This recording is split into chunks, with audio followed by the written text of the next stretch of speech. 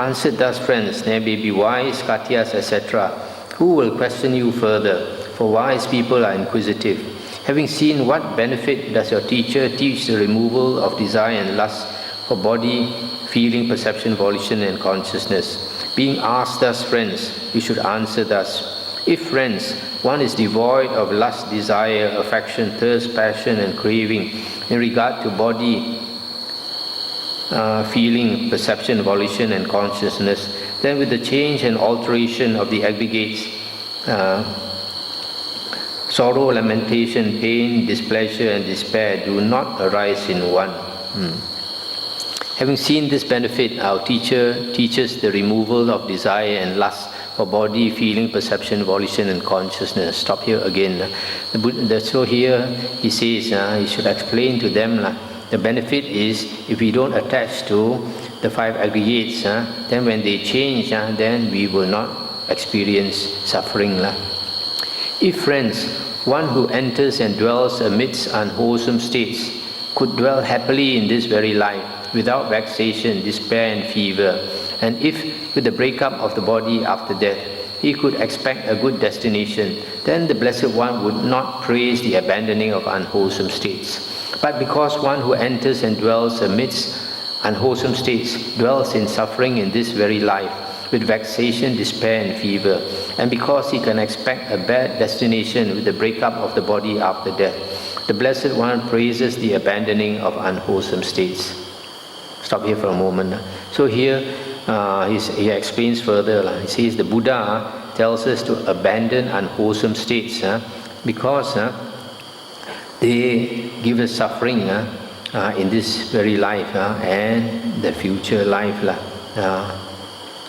If, friends, one who enters and dwells amidst wholesome states could dwell in suffering in this very life with vexation, despair, and fever, and if with the breakup of the body after death he could expect a bad destination, then the Blessed One would not praise the acquisition of wholesome states. But because one who enters and dwells amidst wholesome states dwells happily in this very life without vexation, despair, and fever, and because he can expect a good destination with the breakup of the body after death, the Blessed One praises the acquisition of wholesome states. This is what the Venerable Sariputta said. Elated, those monks delighted in the Venerable Sariputta statement. So in the end, the Venerable Sariputta says that the Buddha encourages us to cultivate wholesome states because we will not suffer. Instead, we will experience happiness in this life and in the future life. So the Buddha is teaching us to cultivate those things that will give us happiness in this life and the future life, and to avoid those things that will give us suffering in this life and the future life. That is the standard. So sometimes people don't understand. They think the Buddha says don't attach to anything. You attach to anything, it will give you suffering. So meditation, the bliss of jhana also you should not enjoy. The Buddha never said that. The Buddha said if it leads to suffering, then you should not enjoy it. The Buddha says there are two types of happiness. The Buddha says very clearly in the sutta, there are two types of happiness. One happiness is the happiness from sensual pleasures, from sights, sounds, smells, tastes, and touch and thoughts. And those happiness that you experience from sensual contact through the six senses, whenever you enjoy them, there's a tendency to crave for it. There's always a tendency to crave for it. So when you crave for it and you can't get it because everything is impermanent, one day you may not get it, then you will suffer. But on the other hand, the Buddha says the bliss from meditation, the Buddha says he encourages his disciples to enjoy it because firstly, those states, in those states, the mind is so strong that there is no tendency to crave for that bliss of jhana, or meditative absorption. And furthermore, the Buddha says when you constantly dwell in the states of meditative absorption, you gain four advantages. the 4 stages of Aryahood, the 4 fruits of Aryahood, Sotapanna, Sakadagamin, Anagamin, and Arahanthood. So the Buddha never said that you should not attach to anything. The Buddha only says, if you attach to something and it leads to suffering, don't attach. But if you attach to something and it gives you happiness, go ahead. Now we come to... Oh, we have passed the time, is it? So interesting, I forgot.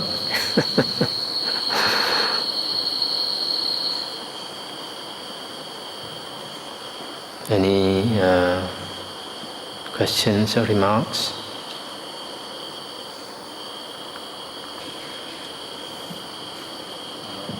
It is easy to see that quite a lot is sick in the body, is sick in the mind. I think the second stage is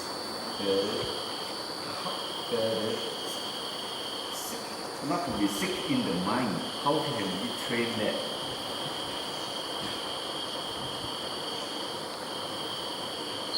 That is from seeing the Dhamma clearly. When you study the Dhamma more, and then when we study the Dhamma, unfortunately, you may not be able to understand because your mind is clogged, covered by 5 hindrances. So if you clear your mind of the 5 hindrances, then when we learn the Dhamma, we can understand much better. For example, I mentioned before, like the Anatta Lakkhana Sutta. Those monks, because they had attained the 4 jhanas, when they listened to the Anatta Lakkhana Sutta, all 5 monks, disciples of the Buddha, all attained arahanthood. But for most of us, because we have not attained the 4 jhanas, when we listen to that same sutta, we are not going to become an arahant. But if you can become a stream enterer, that is excellent already. That's excellent.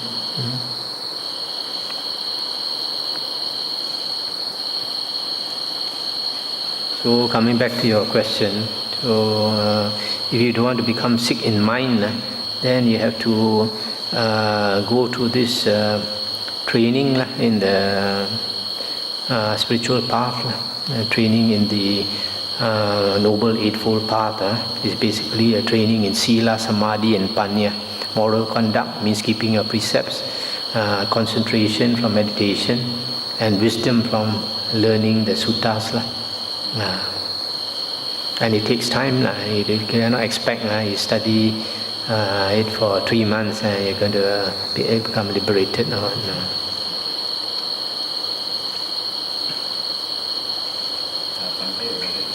So you're saying that there are 2 happiness. Essential happiness, you can pray for it. The other happiness was the bliss of the jhana.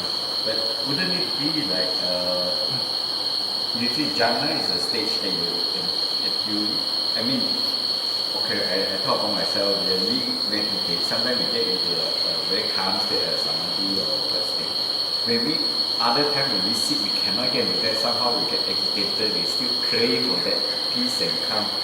So look like for me, I'm attached to that always longing for that peace and calm during meditation. Is that craving? Yes, that is craving, and that is putting your mind in the past already. When you think of the past and you want to repeat that state, that means your mind is going to the past. But in meditation, your mind should be in the present. Stay with your object. Don't go and think about the past. If you go and think about the past, you are not in the present. So how can you progress? You must not think of the past and you must not think of the future. Now, because of thinking of the past, you think, in the future I want to get this state again. So you are going between your past and the present and the future. So the Buddha says, only stay with the present. Don't have any ideas, any concepts. Just stay with the present, with your object. One thing you must realize, meditation is very difficult. So it takes many years of practice to tame the mind. And even many years of practice, for most people, you still can't tame the mind because you haven't let go. As you meditate, if you want to progress, you must let go of your attachments. So then only you can. Because those things that come up to disturb you in your mind are all your attachments. If they were not attachments, they would not surface in your mind. For example, you had that experience, then you are attached to it, so you want to repeat it. So it's a disturbance to your mind. So it's a path of renunciation, path of letting go. But one thing I wanted to mention is that when you look through the suttas, you find that the Buddha stress on mindfulness of the body. Mindfulness of the body. And for quite some time, I could not understand why the Buddha talked about mindfulness of the body. And then recently, I've come to the opinion that when you are mindful of your body, then the mind does not run away. Does not run away. So, for example, when we are sitting in meditation, and the mind starts to wander, go here, go there. You forgot that you are sitting in meditation. The moment you remember you are sitting here in meditation, your mind stops wandering, comes back. Right? So the point is to, if you want your mind not to wander, the Buddha says you've got to be mindful of the body. But when we are sitting, it's hard to be mindful of the body. For example, the Buddha says anapanasati, mindfulness of the breath, is actually a meditation on mindfulness of the body, because the breath is considered a breath body. The breath goes in and the breath goes out. That is considered a body. But as you meditate slowly, the breath becomes finer and finer and finer, so that it's very hard to observe the breath. Then your mind will start to wander. Now one way to bring it back is to move your fingers. Move your fingers lightly. Say, for example, your right finger, and then your left finger, then your right finger, and your left finger. At the same time, if you want, you can do chanting. Like, Namo Tassa Bhagavato Arahato Samma Sambuddhassa.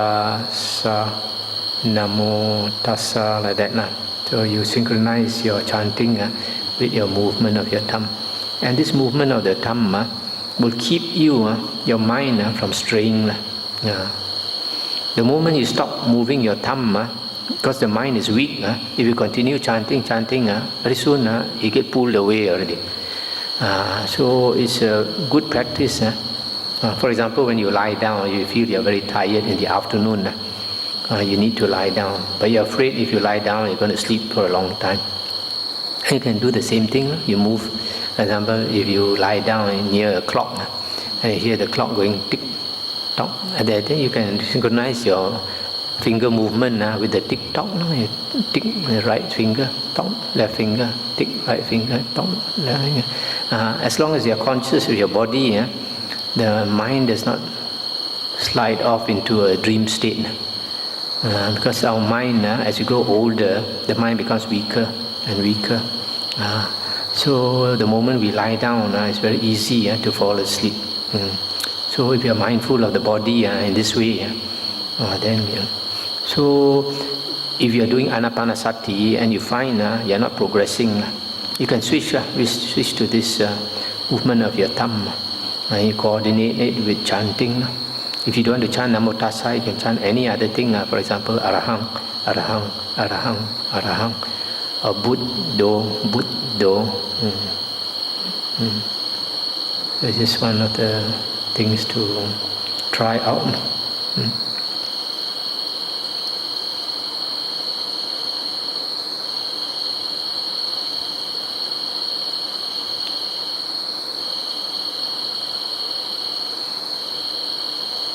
Those of you who have the book, I suggest when you go back either at night or the next day, whenever you find some free time, go through the suttas. those that we went through today, if you don't understand it, go through, and then tomorrow you can ask